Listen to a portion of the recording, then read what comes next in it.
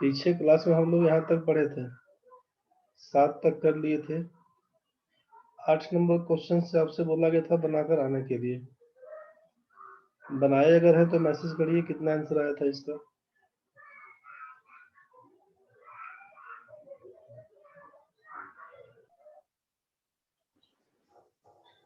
Question दिया हुआ है कि एक वर्गाकार खेत की भुजा का मान 60 मीटर है।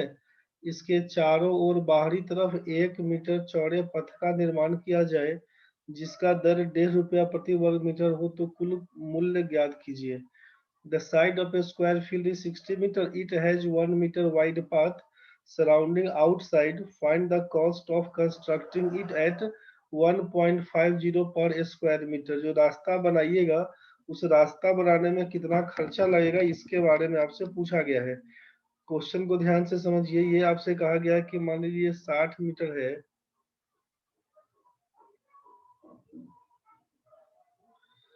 ये 60 मीटर कह दिया है। 60 मीटर भुजा वाला एक वर्गाकार खेत है। अब इसके चारों तरफ से 1 मीटर चौड़ा रास्ता दिया हुआ है, सोचिए।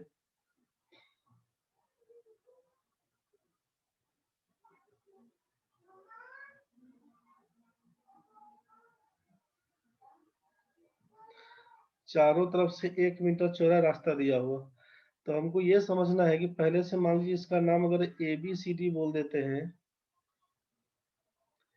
ये ए बी सी डी इसका नाम है। अब ये 60 मीटर का दिया हुआ, तो बाहर से बोलते हैं अब 1 मीटर चौड़ा रास्ता दिया हुआ, मतलब क्या है कि बाहर वाले का नाम अगर हम लोग यहाँ पे कोना का पी क्यू आर एस डाल देते हैं, तो आप सोचिए कि ए से नीचे कर लिए, बी से नीचे कर लिए, ठीक है ना। तो ये दूरी यहाँ से यहाँ तक तो 60 मीटर ही रहेगा। ये दूरी तो 60 मीटर, और 1 मीटर आप देख रहे हैं कि बाहर साइड में है, लेफ्ट साइड में, और 1 मीटर देख रहे हैं राइट साइड में है। मतलब टोटल अगर हम पूछेंगे भुजा कितना, तो आपको लिखना पड़ेगा 62 मीटर। ये तो क्लियर है, ये हो जाएगा 62 मीटर। तो जब रास्ते को लेकर बात करेंगे तब वर्गाकार खेत की भुजा कितना, तो 62 मीटर बोलना होगा। तो जब हमसे पूछा जा रहा है कि इस खेत का क्षेत्रफल पहले निकालिएगा ना, जो सॉरी खेत नहीं, ये जो रास्ता दिया हुआ है इस रास्ते का पहले क्षेत्रफल निकालिएगा, उसके बाद उस रास्ता को बनाने में कितना खर्चा होगा ये देखना पड़ेगा। तो पहला काम आपसे करना क्या है कि एरिया ऑफ पाथ निकालने के लिए आपको देना पड़ेगा कि area of P Q R S का निकालिए, माइनस करिएगा area of A B C D. इसका मतलब पी क्यू आर एस का मतलब कितना, 62।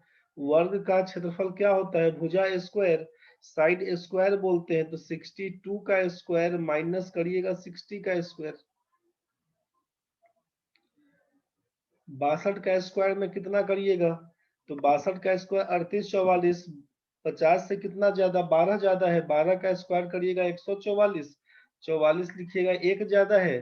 50 में 12 ज्यादा है, 25 में 12 जोड़िएगा 37, और एक कैरी था 38। 3844 माइनस 60 का स्क्वायर लिखिएगा 3600, घटा दीजिएगा तो बोलिएगा 244 वर्ग मीटर। 244 वर्ग मीटर ये एरिया ऑफ द पाथ निकल के आएगा। टोटल कॉस्टिंग पूछा जाएगा, टोटल कॉस्टिंग बताइए, तो बोलेगा 244 वर्ग मीटर है, जबकि एक वर्ग मीटर में 1.5 रुपया खर्चा, मतलब 3/2 लिख दीजिए 1.5 रुपया को। आपका मर्जी है, आप 244 गुना 1.5 1.5 गुना करिए, बात बराबर है। तो 1.5 को हम कर दिए 3/2, काटने में आसान हो जाएगा, 2 से काटेंगे तो 122 बन के आएगा, 3 से गुना करिएगा 366 रुपया। आप इसका आंसर बताइएगा। क्लियर हो गया होगा।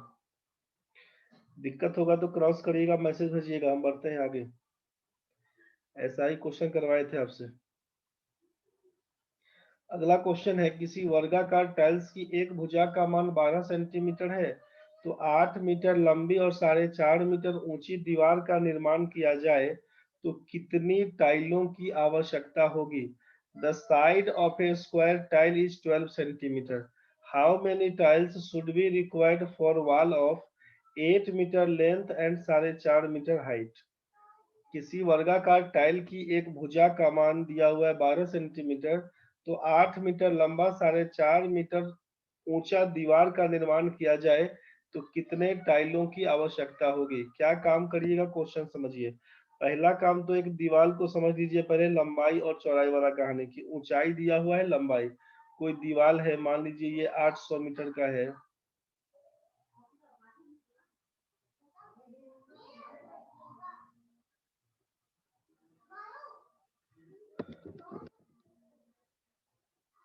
800 मीटर इसका लंबाई है।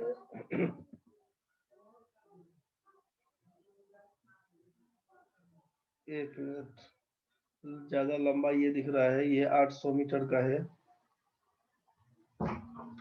और ये आपका 450 मीटर का है, 450। ये 800 मीटर का है, ये 450 मीटर का है, ठीक है। तो ये अब सोचिए कि इसमें कितना टाइल्स लगाना पड़ेगा, ये पूछा है। तो पहला काम तो इसका एरिया निकाल दीजिएगा। जब हमसे नंबर ऑफ टाइल्स पूछेगा, नंबर ऑफ टाइल्स, कितना टाइल्स चाहिए, तो आप बोलिएगा area of tile, area of wall. जो दीवार है इसका पहले एरिया निकाल दीजिए, ठीक है। तो इसका एरिया कितना हो जाएगा, तो बोलिएगा 8 मीटर गुना 4.5 मीटर है। 8 मीटर गुना 4.5 मीटर, 8 मीटर गुना 4.5 मीटर। देखिए यहाँ पर मीटर में दिया हुआ है, ये मीटर में 4.5 मीटर दिया हुआ है और इसका भुजा दिया हुआ है 12 सेंटीमीटर। तो हम लोग क्या करेंगे, मीटर को सेंटीमीटर में चेंज करने के लिए इसको 8 मीटर को 800 सेंटीमीटर बोल देंगे, 4.5 मीटर को 450 सेंटीमीटर बोल देंगे, ठीक है। तो 800 सेंटीमीटर गुना 450 सेंटीमीटर, ये एरिया ऑफ वॉल निकल के आएगा। अब नीचे क्या लिखना होगा, तो आप लिखिएगा area of one tiles, one tile, ये एरिया निकालिएगा ऑफ वन टाइल का। बोलेगा ऐसा क्यों कर दिए, ऐसा इसलिए कि सोचिए, ऐसा इसलिए कि इस फॉर्मूले का यूज कहाँ से करेंगे, क्यों करेंगे, कैसे करेंगे। इसका मतलब ये होगा कि एक टाइल्स मान लीजिए इतना बड़ा, ठीक है, फिर दूसरा बन के आएगा मान लीजिए इतना बड़ा, फिर इसी के हिसाब से बोलेंगे लंबाई चौड़ाई बराबर। तो इस टाइप से ये टाइल बनते जाएगा, इस टाइप से टाइल बनते जाएगा, मान लीजिए ये टाइल इसी टाइप से है। अब कितना टाइल है, मान लीजिए वर्गाकार टाइल्स तो है, कितना टाइल है हमको नहीं मालूम। तो हम इसका संख्या को अगर n बोल देते हैं, टोटल नंबर ऑफ टाइल्स को अगर n बोलते हैं, तो n टाइल्स का जो एरिया बन के आएगा, n टाइल्स का जो एरिया बन के आएगा, एरिया ऑफ, सोचिएगा एरिया ऑफ n टाइल्स किसके बराबर, तो इस पूरे का तो एरिया वही ना हो जाएगा, एरिया ऑफ वॉल के बराबर। n जितना भी टाइल्स है, मान लीजिए 10 गो टाइल लगेगा, तो 10 टाइल का जो क्षेत्रफल होगा वो इस दीवार के क्षेत्रफल के बराबर होगा। तो एरिया ऑफ n टाइल्स मतलब n टाइल्स की संख्या है, तो n टाइल्स का क्षेत्रफल बराबर लिखेंगे दीवार का क्षेत्रफल, एरिया ऑफ वॉल बोलेंगे हम लोग, एरिया ऑफ वॉल बोलेंगे,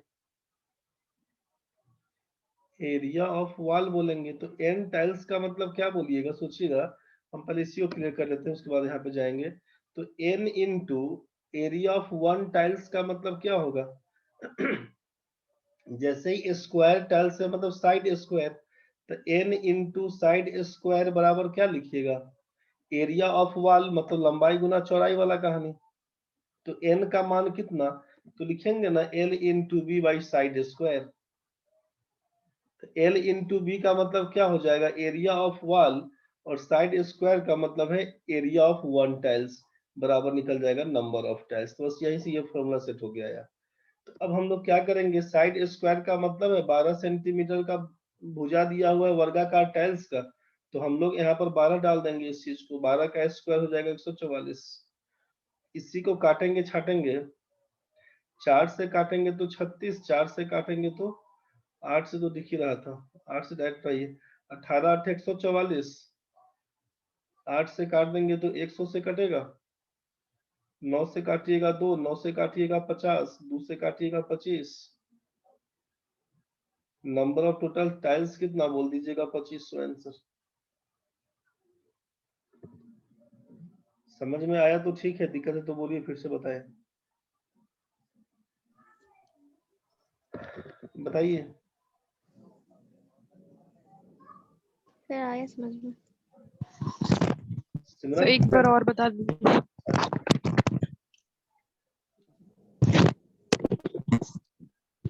ध्यान से समझने की कोशिश करिएगा एक बार। देखिए इसमें क्या काम कर रहे हैं ना, हम ये बोल रहे थे यहाँ पर, बस बोलना ये चाह रहे हैं कि ये आप ऐसा सोचिए, आपसे कहा गया है कि ये दीवार है,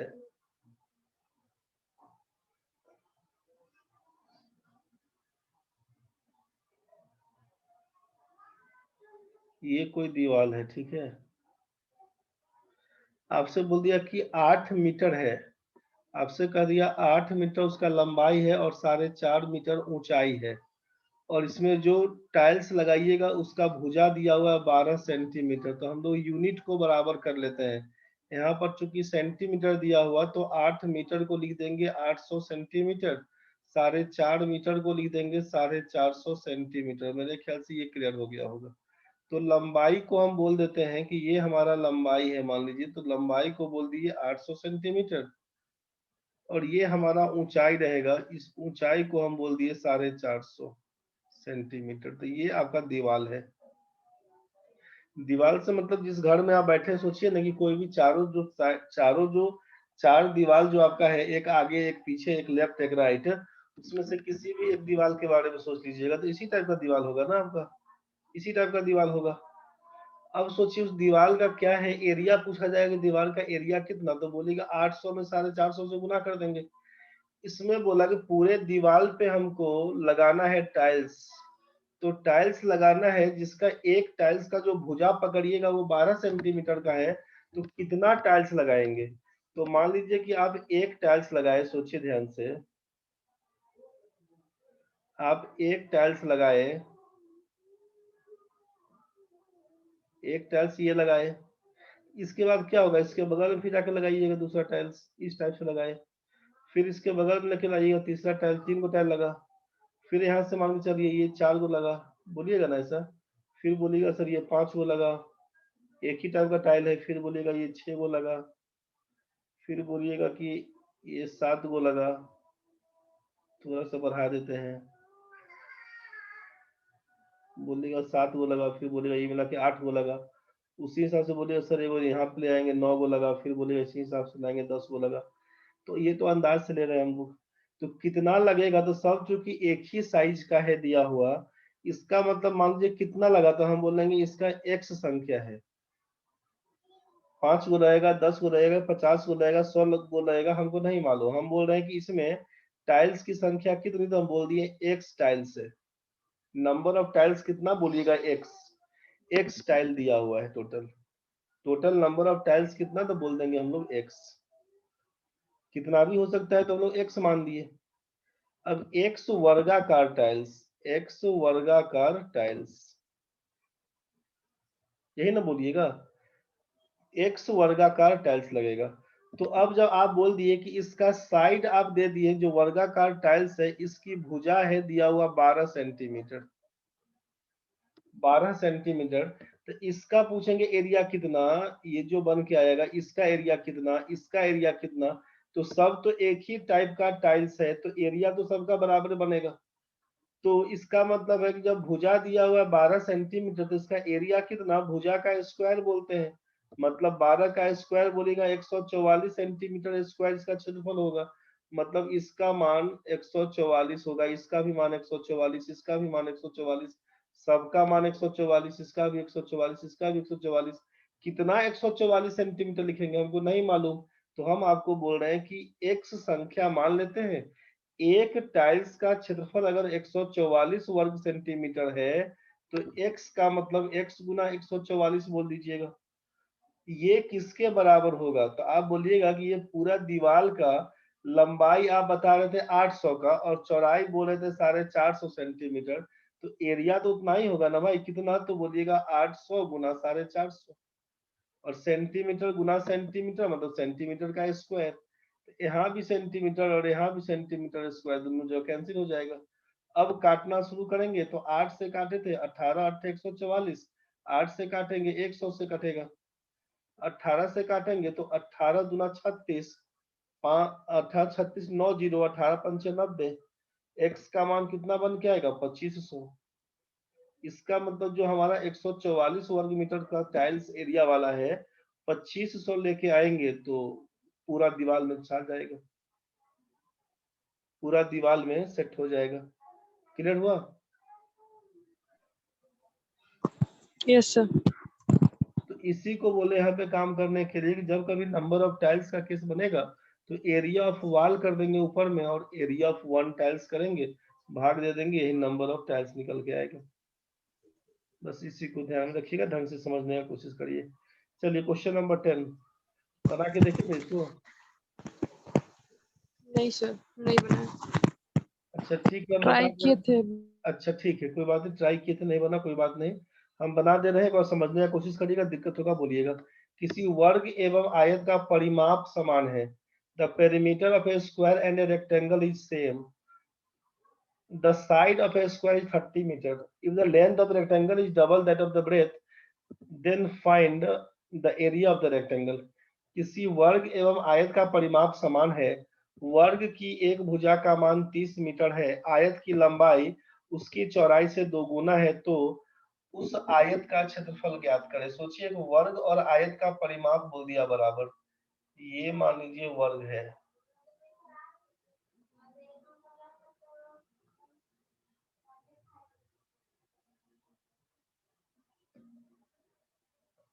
ये हो गया आयत। वर्ग की भुजा का मान 30 मीटर,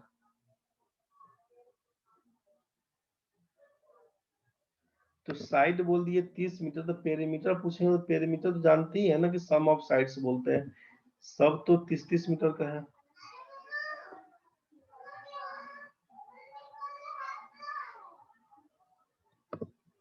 4 इंटू साइड 120 मीटर। यहाँ तक तो क्लियर है। आयत की लंबाई चौड़ाई से 2 गुना है, दिया हुआ। चौड़ाई को अगर x बोलते हैं तो लंबाई हो जाएगा 2x।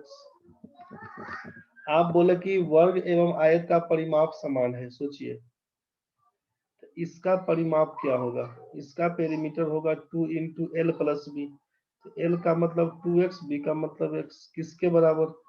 आप बोल रहे हैं दोनों का परिमाप बराबर, तो 120 मीटर इसका आया हुआ था, 120 मीटर परिमाप।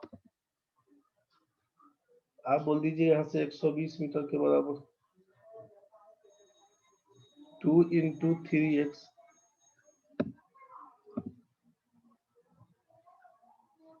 x का मान किसके बराबर, 3 दूना 6 दूना 12, x का मान 20 मीटर के बराबर। इसका मतलब आपको लिखना होगा, ये है 20 मीटर और ये है 40 मीटर। उस आयत का क्षेत्रफल ज्ञात करिए। लंबाई मालूम है, चौड़ाई मालूम है, तो एरिया बराबर तो होता है एल इंटू बी। 40 गुना 20 बराबर 800 वर्ग मीटर। 800 वर्ग मीटर। समझ में आया होगा? दिक्कत होगा तो मैसेज करिएगा, हम बढ़ते हैं आगे। समझ गए तो ठीक है।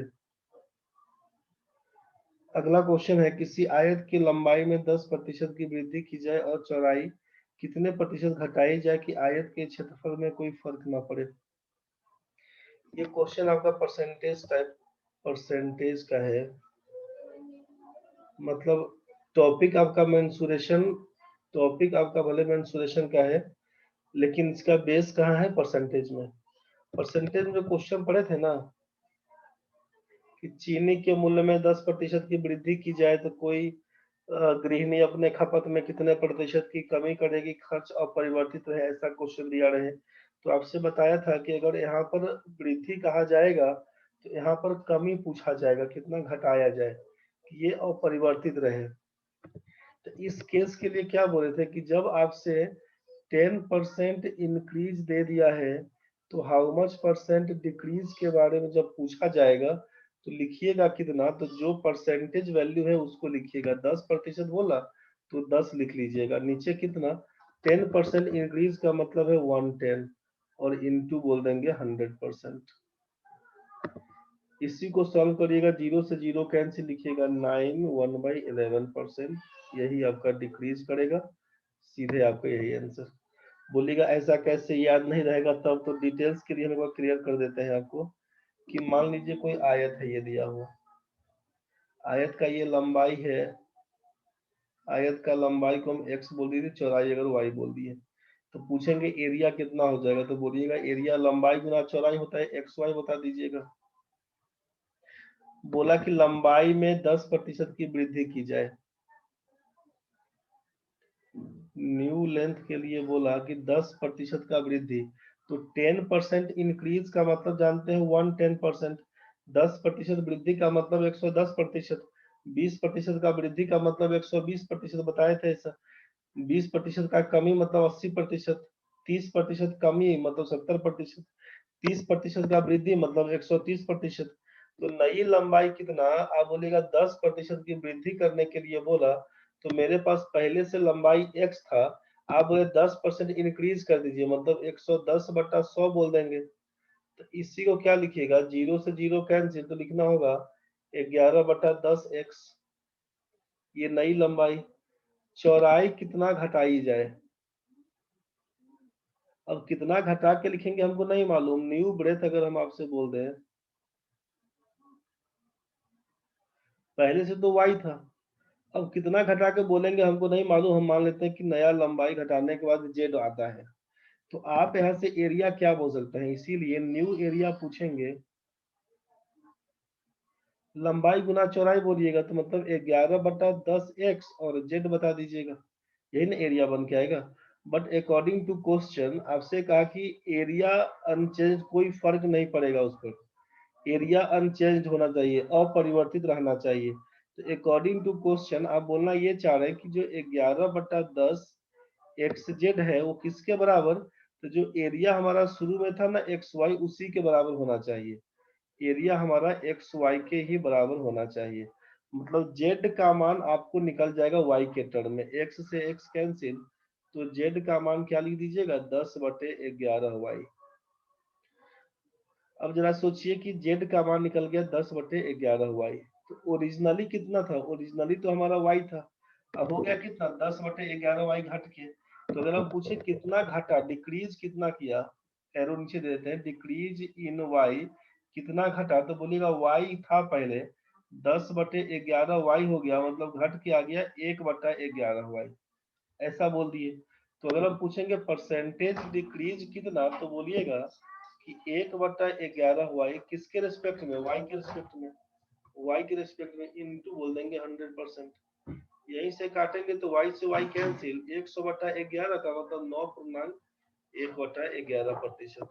तो डिटेल्स यही है, लेकिन डिटेल्स के फेरा में आप नहीं पढ़िए, क्वेश्चन में जैसे अगर आपसे बोल दिया जाए कि 10% का इंक्रीज किया है, कितना परसेंट, क्वेश्चन क्या था 10% का इंक्रीज किया है लंबाई में, तो हाउ मच परसेंट डिक्रीज करेंगे चौड़ाई में, कि एरिया हमारा अनचेंज्ड, एरिया अनचेंज्ड रहे, यही क्वेश्चन था ना, ध्यान से समझिएगा।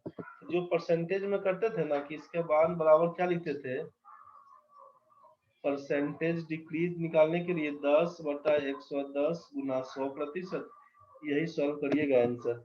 अगर क्वेश्चन में होता कि 10% डिक्रीज, लंबाई 10% घटा दिए, चौड़ाई को हाउ मच परसेंट इंक्रीज करेंगे कि एरिया अनचेंज, तो कहिएगा कि ये किसके बराबर, तो यहाँ पर आप लिख देते कि ये होता कि 10 लिखते, 10% डिक्रीज का मतलब 90, तो 10/90 इंटू कर देते हम लोग 100%। आप याद करिए क्वेश्चन बनाए थे ऐसा, ए लिख देते हैं, यहाँ पर बी कर देते हैं, यहाँ पर सी लिखते हैं।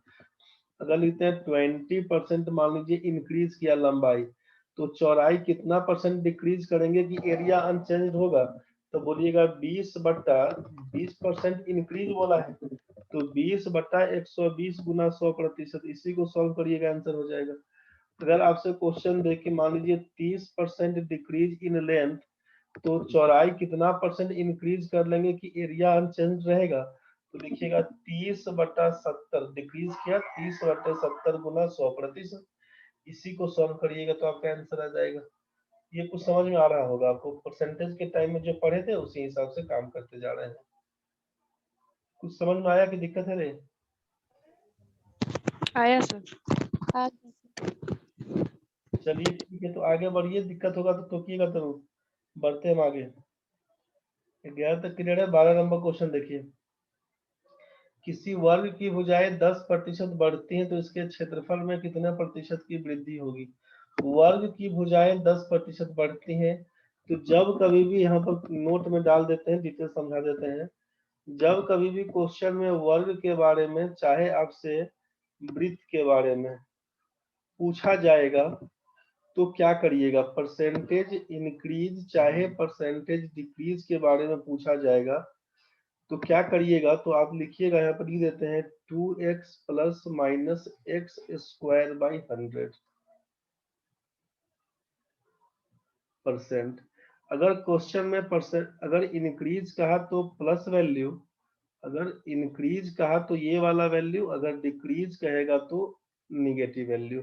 इंक्रीज कहेगा तो पॉजिटिव वैल्यू यूज करिएगा, अगर डिक्रीज कहेगा तो नेगेटिव वैल्यू यूज करिएगा। इस बात का ख्याल रखिएगा। बोलिएगा ये कैसे कर रहे हैं, इसलिए कर रहे हैं कि वर्ग का आपको एरिया मालूम है, वर्ग का एरिया होता है साइड स्क्वायर और वृत्त का एरिया होता है पाई आर स्क्वायर। तो पाई तो कांस्टेंट है, इससे तो कोई मतलब नहीं, 22/7 फिक्स है, इसका आर पर ही डिपेंड करेगा। ये एरिया निकालने के लिए साइड स्क्वायर का मतलब ए स्क्वायर बोलते हैं ना, यहाँ भी ए स्क्वायर और यहाँ भी आर स्क्वायर पर डिपेंड करेगा। तो जब दो बार बढ़ाइएगा तो आपको सक्सेसिव इंक्रीज और डिक्रीज में बताया गया था ना कि अगर मान लीजिए x% इंक्रीज बोलते हैं और ये y% इंक्रीज, तो परसेंटेज चेंज में लिखते थे x plus Y plus X Y by 100। तो अलग अलग परसेंटेज हुआ करता था तो ऐसा करते थे। लेकिन जब हमसे परसेंटेज एक ही टाइप का हो कि x% इंक्रीज और फिर से x% इंक्रीज, तो परसेंटेज चेंज क्या हो जाएगा, तो लिखिएगा x plus x into x by 100, तो यही हो जाएगा आपका 2x plus x square by 100%, x square by 100%, बस यही कहानी था आपके पास। तो चूंकि अब यहाँ पे क्या हुआ कि सोचिए कि वर्ग का केस ये बन के आएगा कि इसका साइड अगर ए दिया हुआ तो आप बोले कि इसका एरिया कितना, तो यहाँ पर तो एरिया बोलना होगा साइड का स्क्वायर, मतलब ए स्क्वायर बोल दीजिएगा। और वर्ग की भुजा 10% बढ़ा देते हैं। अगर हम बोलेंगे कि न्यू साइड बताइए तो नई भुजा कितना, तो पहले से ए है, 10% बढ़ाएंगे तो 110/100 हो जाएगा। 0 0 काटिएगा तो क्या लिखिएगा, 11/10 ए। तो पूछेंगे कि नया एरिया बताइए, न्यू एरिया कितना, तो बोलेगा जो साइड है उसका स्क्वायर करिएगा, 11/10 ए का होल स्क्वायर, ये कितना हो जाएगा, 121/100 ए स्क्वायर लिखिएगा ना। तो पहले कितना था, पहले था आपका ए स्क्वायर, अब हो गया 121/100 ए स्क्वायर, अब हो गया इतना। तो पूछेंगे कितना बढ़ा, डिफरेंस पूछेंगे अगर कितना बढ़ा, तो क्या लिखिएगा, बोलिएगा कि 121/100 ए स्क्वायर में से ए स्क्वायर घटा देंगे तो बचेगा अपने पास 21/100 ए स्क्वायर, यही बढ़ के आएगा। तो इसी का परसेंटेज अगर इंक्रीज पूछेंगे, परसेंटेज इंक्रीज कितना, तो बोलिएगा 21/100 ए स्क्वायर, किसके रेस्पेक्ट में, तो ए स्क्वायर के रेस्पेक्ट में गुना 100%। यहीं से काम करिएगा तो 100 से 100 कैंसिल, ए स्क्वायर से ए स्क्वायर कैंसिल, बचा कितना, तो बोलिएगा 21% इंक्रीज, यही आपका आंसर। तो ये डिटेल्स कहानी है, बाकी आप फॉर्मूले का ध्यान करिएगा तो क्वेश्चन आसानी से बन जाएगा।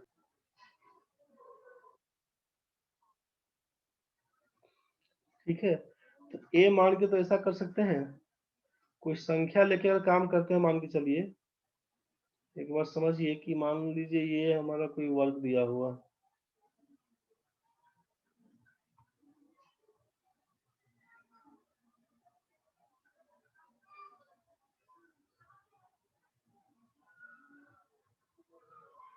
वर्ग का सब भुजा मान लीजिए दिया हुआ है 10 सेंटीमीटर का, वर्ग का भुजा दिया हुआ है 10-10 सेंटीमीटर का,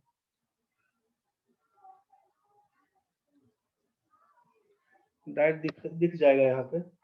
तो यहाँ पर 10-10 सेंटीमीटर का हम पूछेंगे, इसका एरिया बताइए, एरिया कितना, तो बोलिएगा साइड का स्क्वायर, 10 का स्क्वायर बोलिएगा, तो 10 का स्क्वायर मतलब 100 सेंटीमीटर स्क्वायर बोलिएगा एरिया।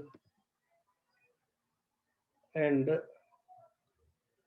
न्यू साइड पूछेंगे अगर, तो बोलेगा 10 सेंटीमीटर तो था पहले से, आप क्या किए 10% बढ़ा दिए, तो 10% बढ़ाने का मतलब 110/100 बोल देंगे। तो इसका मतलब क्या हुआ कि डबल जीरो से ये डबल जीरो कैंसिल, तो बचा कितना हमारे पास 11 सेंटीमीटर।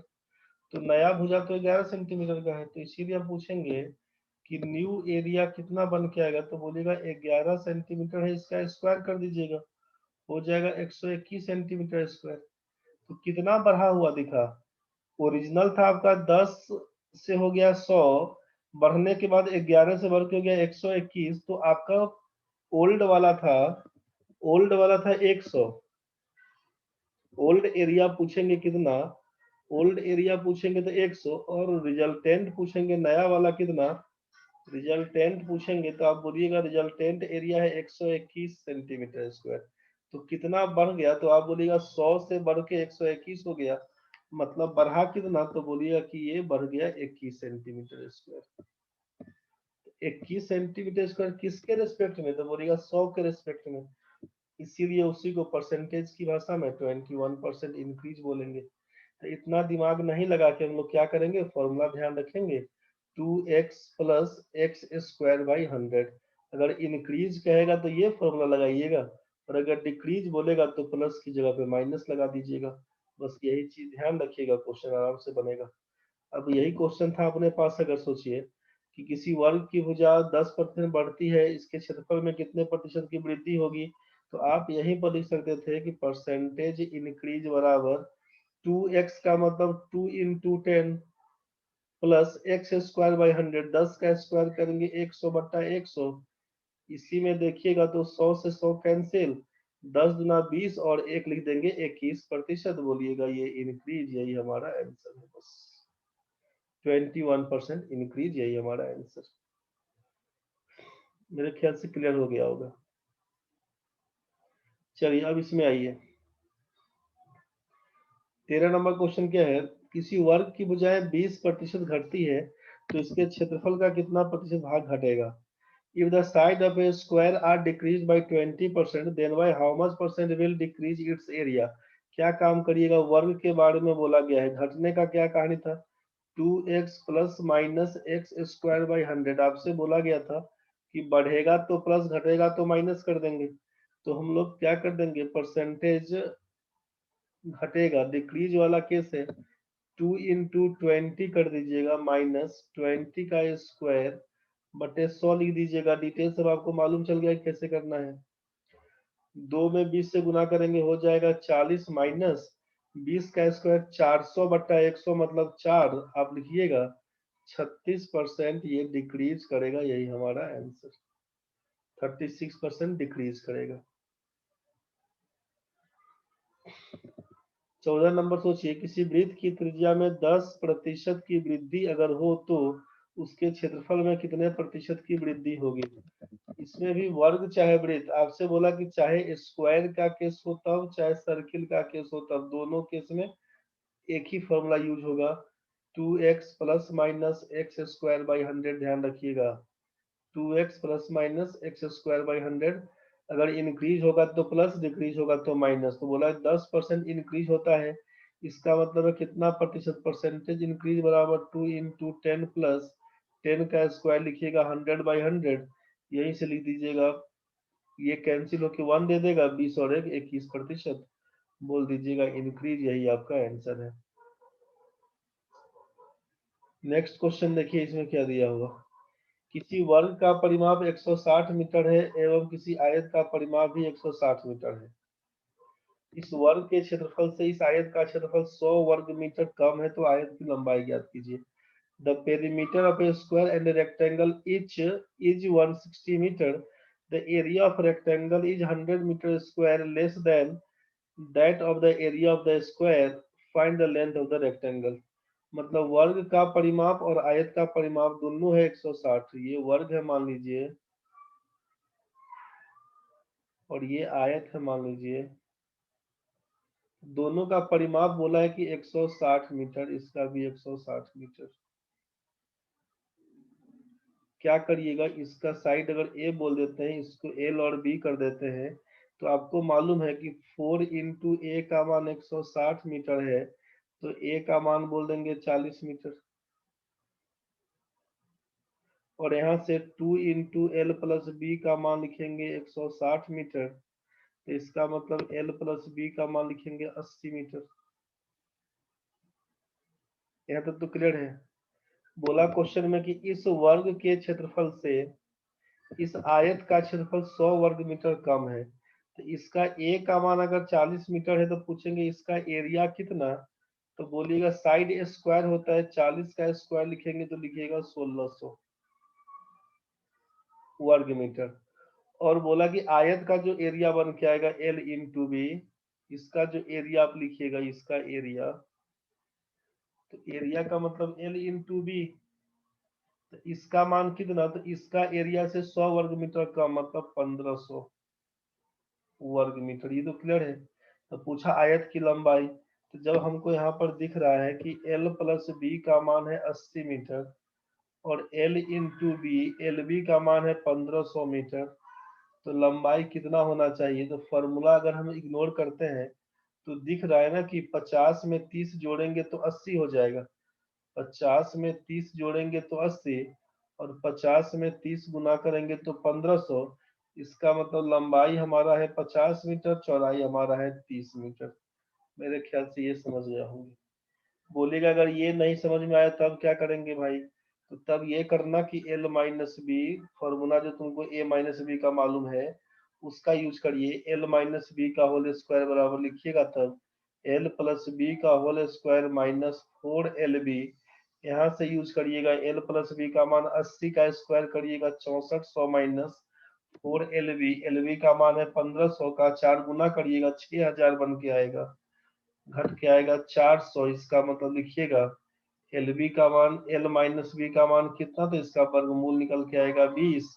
तो L प्लस बी का मान 80 समीकरण 1, L माइनस बी का मान 20 समीकरण 2, यहीं से L का मान घट के आएगा 50, बी का मान 30। जितना पढ़े सबको एक बार उल्टा पलटा के देख लीजिएगा, समझ में आया तो ठीक है, दिक्कत बनेगा तो फिर पूछ लीजिएगा। अभी तक जितना पढ़े सबको रिवाइज कर लीजिएगा। हम लोग 7 तक कल पढ़े थे, अभी 8 से पढ़े हैं, तो 8 से लेकर 15 तक जो पढ़े हैं इसको देख लीजिएगा, कट जाएगा, क्लास खत्म है।